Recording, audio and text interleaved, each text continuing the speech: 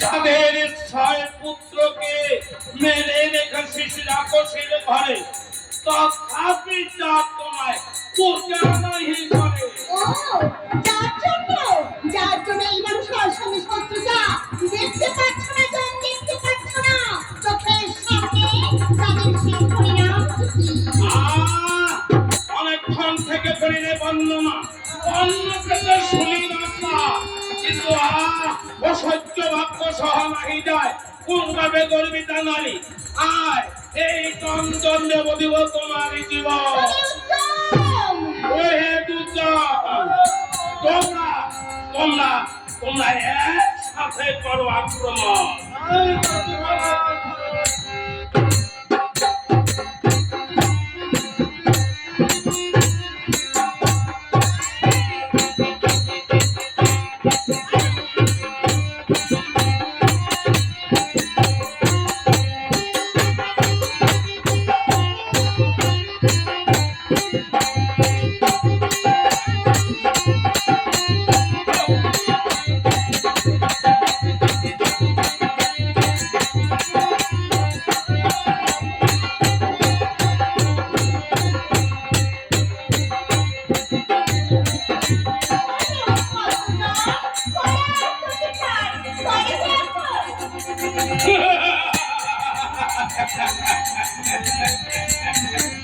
অবধ বালিকা, তোমার কত বড় দর্প, আসো এই দণ্ড দিয়ে তোমাকে করিব ঠান্ডা। তবে উত্তম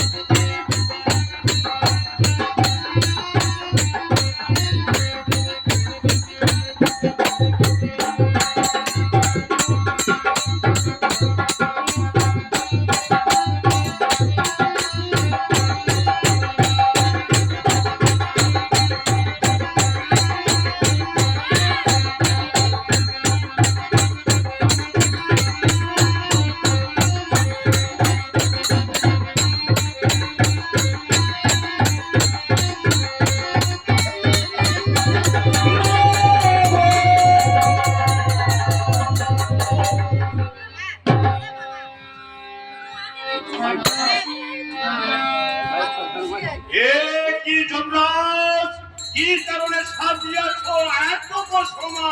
প্রভু এর সঠিক বিচার করুন প্রভু।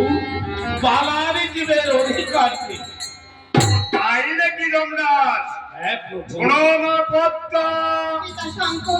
আমার ঝিয়ারি এই যুদ্ধের কারণ কি মা? মনে দুঃখ করিবে তার কাছে বিদ্যমান সহেতে না পারি আমি ওই চাঁদের অপমান, একটু বিপদে আছে না দেখলে পারি রঞ্জনে বলে ব্যাং খাই কানি। তাই নাকি মা?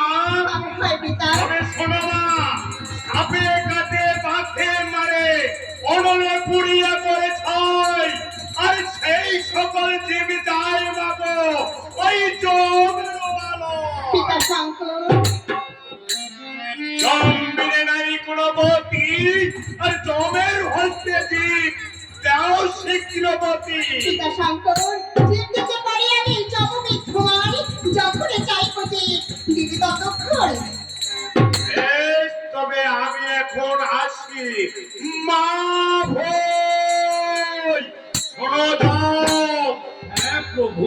যখনে মনসা দেবী চাহিবে যে দেবে ততক্ষণ তাই হবে প্রভু। ঠিক আছে।